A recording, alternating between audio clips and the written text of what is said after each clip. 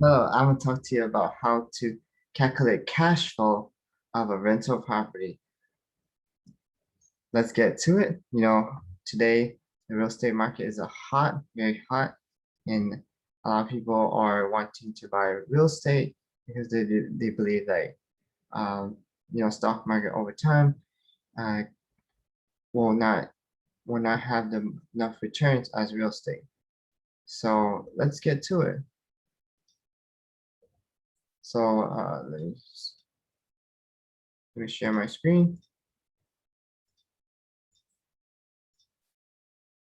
Share.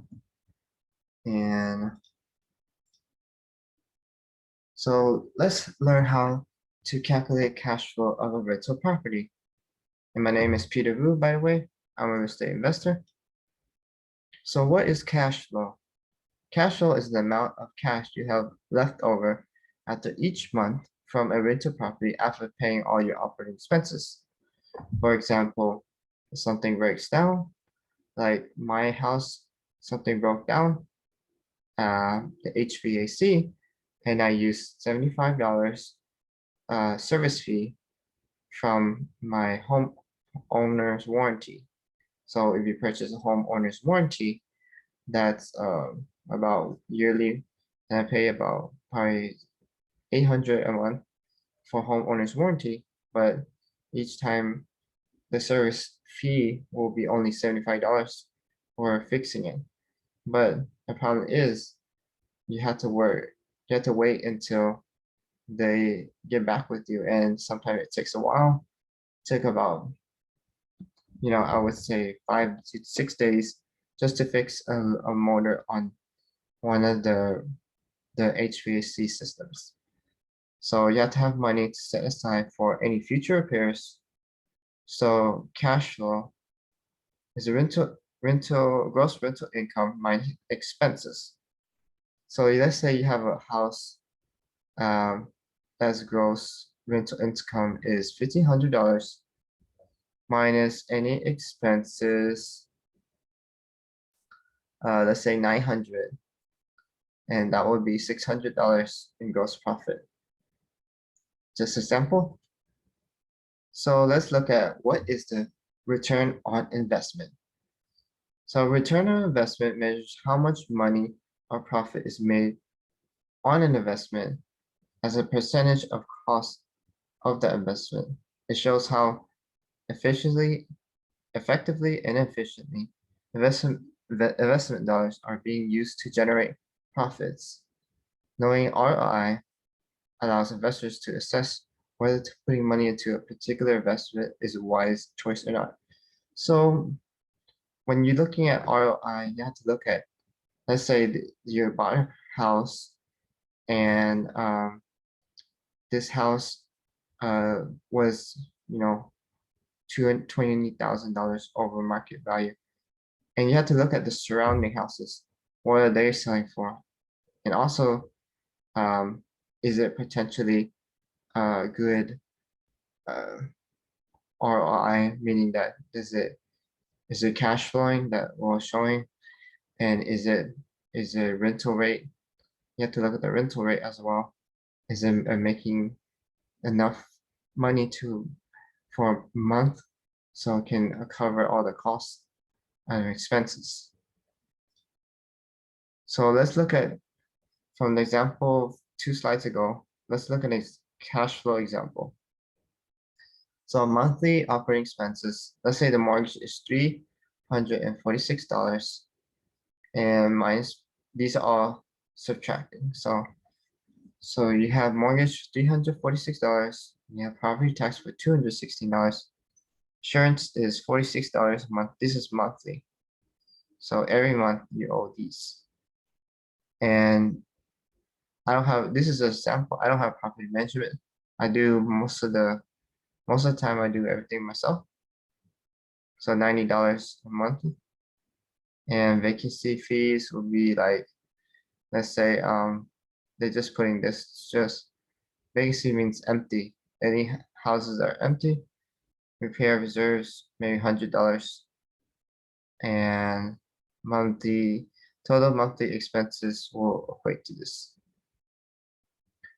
So the cash flow would be $1,000 minus $842. It equals your cash flow, $152 for that house. Just an example. So also we have to learn about cash on cash return. What is cash on cash return? So cash on cash return is a gauge on how well an investment property will perform. It expresses the ratio of an annual cash flow to amount of cash you need invested upfront. So just an example. So this is just the same thing. Cash on cash return. This is the formula right here. Cash on cash return, annual cash flow divided by initial cash out of pocket will equal your cash on cash return. And generally, I look for properties that, from my perspective, I like to look at properties on a yearly basis that can return at least 7% cash on cash return. And long-term index funds, mutual funds, sometimes won't even get that much. If you just leave your money in the mutual funds, sometimes you'll get maybe 5%. Yeah. And if it's a good year, you might get 10%. Last year, I made 20%. And sometimes housing can beat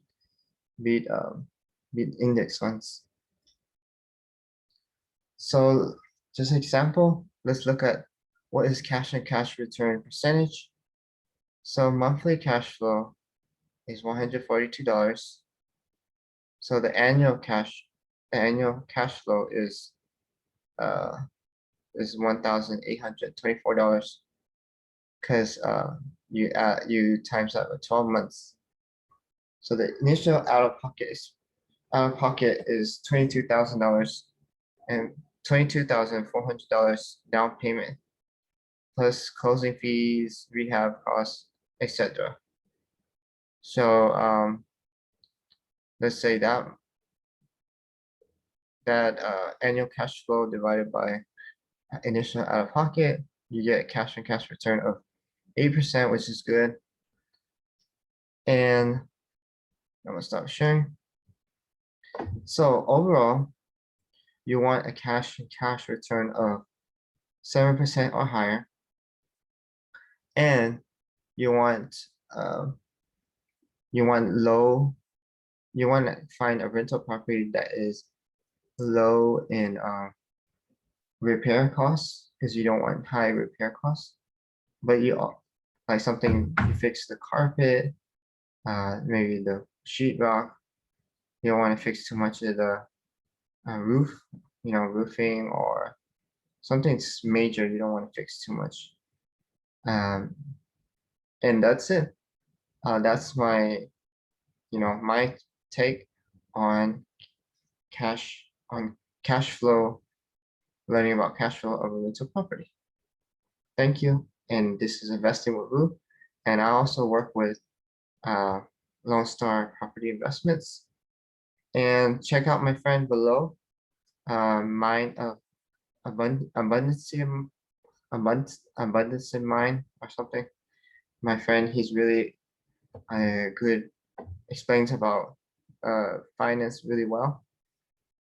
And check him out.